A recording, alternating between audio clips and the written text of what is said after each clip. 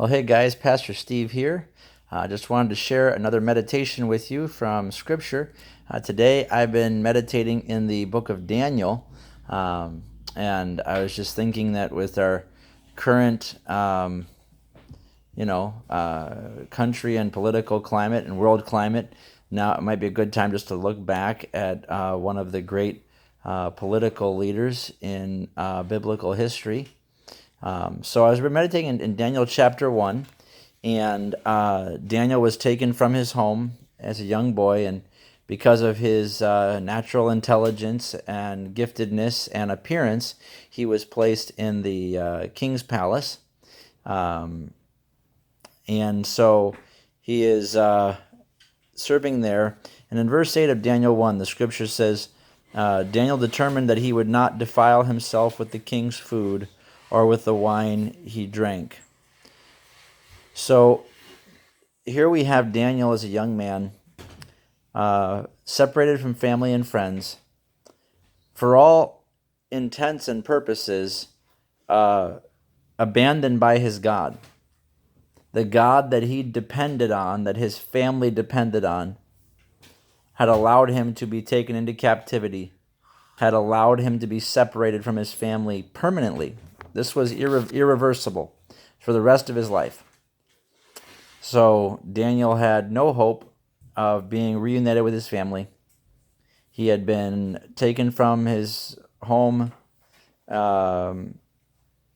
possibly watched his family brutally murdered, and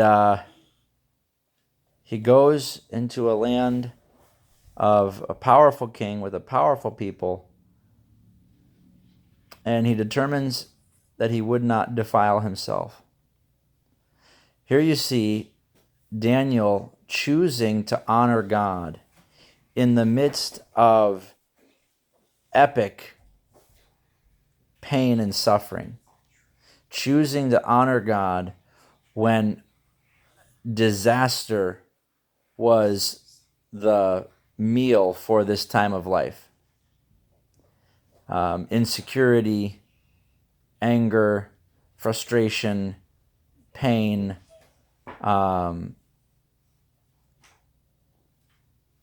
these are the emotions that Daniel's dealing with. Disappointment in God, and yet here he is, and he determines that in this very simple thing, he is going to honor God. Very simple. Oh, by the way, I forgot to mention that he was probably, when taken to the palace, was probably made a eunuch right away. So, just basing this off history, understanding of history, that was normal practice. So, here you have Daniel. All of this happened to him, and he determines that he is not going to defile himself with the king's meat. Figure that he has been defiled in every way possible, except for maybe he hasn't been defiled sexually, but figure he's been defiled in every other way possible. But he determines that he is not going to defile himself with the king's food. That's the reason. The issue with the king's food was that it was first offered to the idols and then served to the slaves, right? So that was the issue here, and so he determined that he wasn't going to take this meat offered to idols because the commands from his God, from the scriptures, was that he not defile himself with food offered to idols. So Daniel determines he's going to honor God. In the midst of everything that is happening around him, Daniel determines that he's going to honor God. And I think that is the lesson that you and I need to be meditating on right now. And that in the midst of everything that is going on around us, in the midst of all of the disaster and pain and frustration and defilements that you are facing, whether it be through work or family or socially or physically, are you going to honor God with what you know God has called you to do? Daniel chose to honor God, and God chose to use Daniel to save a people, to radically change a whole country.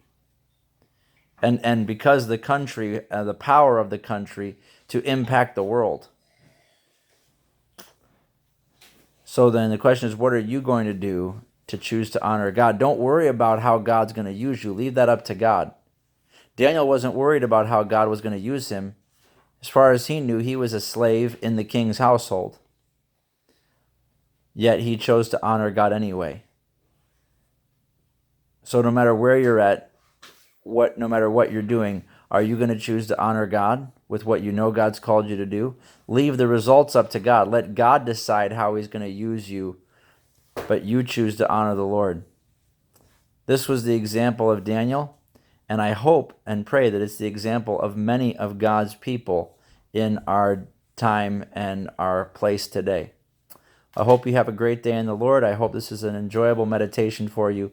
God bless you. Go in peace.